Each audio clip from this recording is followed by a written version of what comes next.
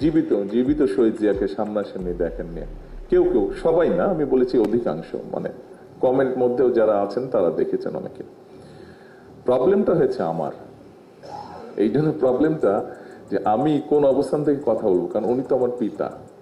এই মুহূর্তে আমি হয়তো দলের দায়িত্বে আছি, দলের একজন রাজনৈতিক কর্মী হিসাবে আছি, ওই হিসেবে চিন্তা করলে উনি আমার নেতা, আবার আরেক দিক দিয়ে চিন্তা করলে আমি ওনার সন্তান। বক্তব্যের শুরুতে যেহেতু আমি ওনার সন্তান, সেজন্য আমি আমার দুটো এক্সপিরিয়েন্স আপনাদের সামনে আমি শেয়ার করতে চাই। তারপরে হয়তো আপনাদের সামনে আমি তুলে ধরার চেষ্টা করব যে রাজনৈতিক অবস্থান থেকে, অর্থাৎ ওনার দলের একজন কর্মী হিসাবে ওনার সম্পর্কে আমার বক্তব্য আজকের এই অনুষ্ঠানে। স্বাভাবিক, সকলের বাসার বিভিন্ন কাজে সহযোগিতা করার জন্য মানুষজন থাকে। আমাদের বাসায়ও মানুষজন ছিল বাসার কাজে, হাউসকিপিং সহ বিভিন্ন কাজে সহযোগিতা করার জন্য। তখন বয়স কম, স্বাভাবিকভাবেই এই বয়সে 12-13 বছর বয়সের একজন ছেলের সে কিরকম তখন সে মানুষের থাকতে পারে এটা আপনার ধারণা। দুষ্ট প্রকৃতির ছেলে, যা ইচ্ছা হচ্ছে তাই করার চেষ্টা করছে, যা ইচ্ছা হচ্ছে তাই বলার চেষ্টা করছে।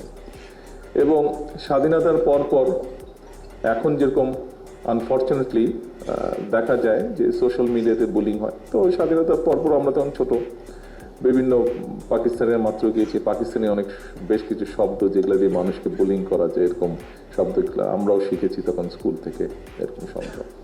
তা আমি সেরকম কয়েকটি শব্দ আমাদের বাসার যে কোনো একজন সহকারী যা ছিল, যারা কাজে সহযোগিতা, তাদের উপরে আমি সেরকম একটু বুলিং করলাম। যেভাবেই হোক আব্বা জিনিসটা জানতে পেরেছেন। জানতে পারার পরে যতটুকু আমার মনে পড়ে, উনি কানটা এইভাবে ধরে টেনে আমাকে নিয়ে গেলেন।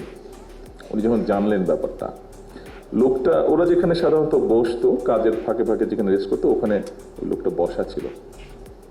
উনি কানটা টেনে ধরে আমাকে নিয়ে গেলেন, নিয়ে গিয়ে আমাকে বললেন যে ওকে সরি বলো। উনি আমাকে বাধ্য করলেন ওকে সরি বলার জন্য। যাই হোক, তখন মারের ভয়ে যেভাবেই হোক, শাসনের ভয়ে আমি তো সরি বলেছি। উপস্থিত নেতৃবৃন্দ, কর্মী ভাইয়েরা, এই ঘটনাটি আপনারা যে শুনলেন, আপনাদের সামনে যেভাবে আমি তুলে ধরলাম ঘটনাটা, কানটা ধরার স্টাইলটা যেটা দেখালাম, নিশ্চয়ই আপনারা খুব মজা পেয়েছেন। বাট আমি মজা দেওয়ার জন্য আপনাদেরকে ঘটনাটা বলিনি। আমি ঘটনাটা আপনাদের সামনে উল্লেখ করেছি, এটি আমাদের সামাজিক বা পারিবারিক শিক্ষার একটি বিষয় আছে এখানে।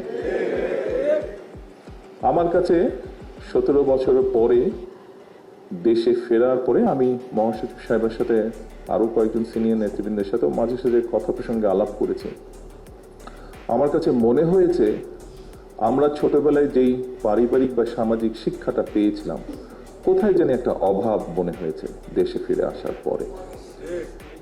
এরকম একটা বিষয়ের মনে হয় অভাব আছে, কোথাও একটা অভাব। হয়তো আপনারা আরো ভালো বলতে পারবেন যারা আছেন আপনারা এখানে। এরপরে আমি মনে করি যে এই বিষয়টিকে বোধহয় আমাদের নজর দেওয়া উচিত।